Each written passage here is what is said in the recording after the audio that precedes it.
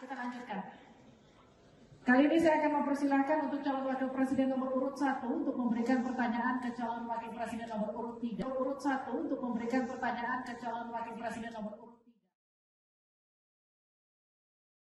Belakangan ini, aksi capres dari paslon nomor urut 2, Prabowo Subianto, yang menarik kerah jaket Menteri Investasi Bahlil Lahadalia menuai perdebatan publik, di mana publik menilai aksi tersebut tampak kasar dan arogan. Namun tak lama, usai video itu beredar di sosial media, Menteri Bahlil langsung memberikan klarifikasinya.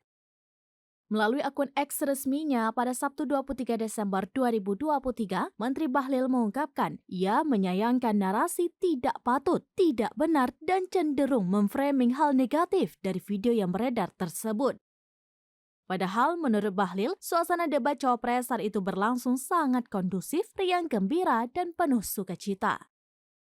Bahkan ia mengaku terpukau dengan penampilan yang begitu apik dari Gibran selaku cawapres dari paslon nomor urut 2. Lanjut Bahlil, video yang beredar tersebut sebenarnya menampilkan komunikasi dan respon biasa antara seorang abang kepada adiknya.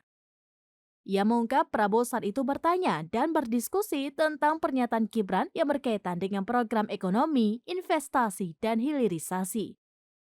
Bahlil mengaku hal ini tentunya merupakan bagian dari kegiatan sehari-harinya sebagai Menteri Investasi atau Kepala BKPM. Menteri Investasi Kabinet Indonesia Maju itu kemudian kembali menegaskan bahwa ia sudah menganggap Prabowo sebagai abang kandungnya sendiri. Menurutnya, tidak ada hal yang terlalu berlebihan dari video yang sedang ramai di sosial media saat ini. Dalam penutup cuitannya itu, Menteri Bahlil juga menyampaikan rasa bangganya melihat Gibran tampil dengan sangat percaya diri. Ia juga bersyukur berkesempatan hadir secara langsung dalam debat cawapres yang digelar pada Jumat 22 Desember 2023 malam di Jakarta Convention Center atau GCC. Bahlil mengaku acara tersebut berlangsung sangat menarik dan penuh dengan gagasan. Kita lanjutkan.